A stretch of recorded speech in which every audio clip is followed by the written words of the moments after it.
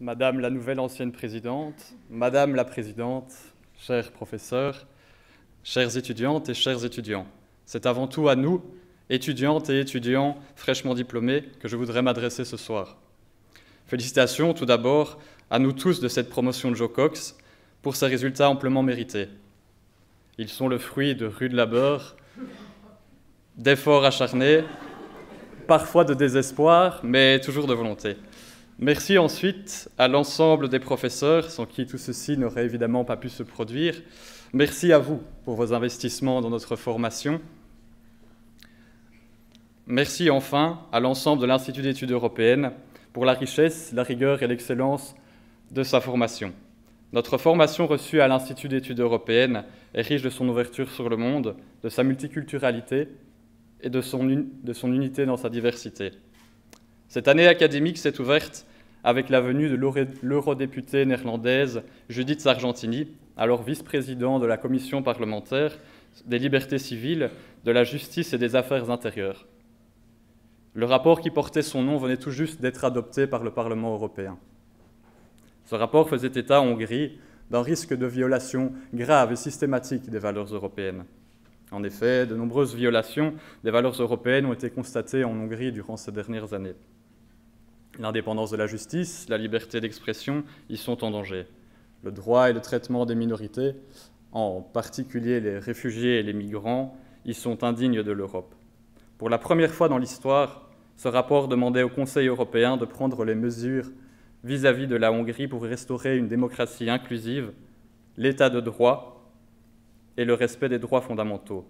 Madame Sargentini ponctuait sa venue par une mise en garde. La montée de la démocratie libérale en Hongrie, mais aussi en Pologne et en Roumanie, représente une énième et nouvelle crise pour l'Europe. L'Union européenne est en crise avec ses valeurs, ciment même de sa construction, avec ses valeurs fondatrices qui se lisent telles quelles. L'Union est fondée sur les valeurs de respect de la dignité humaine, de liberté, de démocratie, d'égalité, de l'état de droit, ainsi que du respect des droits de l'homme, y compris des droits des personnes appartenant à des minorités. Ces valeurs sont communes aux États membres dans une société caractérisée par le pluralisme, la non-discrimination, la tolérance, la justice, la solidarité et l'égalité entre les femmes et les hommes. Partout en Europe, des forces se lèvent pour remplacer le respect par la haine, la liberté par l'asservissement, la tolérance par l'intolérance. Aujourd'hui, plus que jamais, la remise en cause de nos valeurs fragilise nos démocraties, telles des géants au pied d'argile. Mais le danger le plus important réside dans le fait que l'intolérance et la haine deviennent une nouvelle norme, ne deviennent la nouvelle norme. Ce danger est réel et progresse pas à pas, en silence.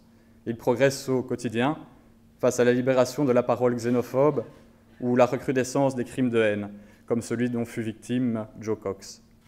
Il progresse dans nos silences coupables, dans notre indifférence générale. Mais il progresse aussi au plus haut niveau, quand la nouvelle présidente de la Commission européenne renomme le portefeuille de la migration en protection de mode de vie européen. En effet, pour certaines et certains, la peur de l'autre, la division, la haine semblent être aujourd'hui des terreaux bien fertiles. D'autres n'ont pas fait ce choix. Leur choix est en fait tout autre. Ils et elles ont fait le choix de défendre les valeurs européennes. Joe Cox faisait partie de ces personnes-là.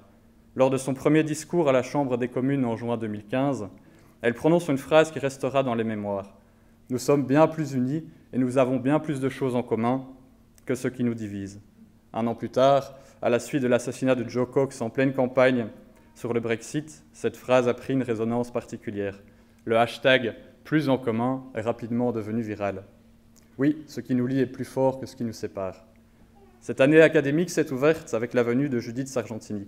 Elle se referme aujourd'hui avec le souvenir douloureux mais néanmoins plein d'espoir de la disparition de Joe Cox. Cette année académique s'est ouverte sur la menace qui pèse sur nos valeurs. Elle se referme sur un message de conviction et d'espoir. L'espoir que suscite la conviction de ces deux femmes. Puissions-nous, étudiantes et étudiants diplômés de l'Institut d'études européennes, être inspirés du combat de ces femmes. Puissions-nous chérir ces valeurs qui nous définissent. Puissions-nous défendre ces valeurs qui nous unissent, car c'est le seul combat qui en vaille vraiment la peine. Je vous remercie.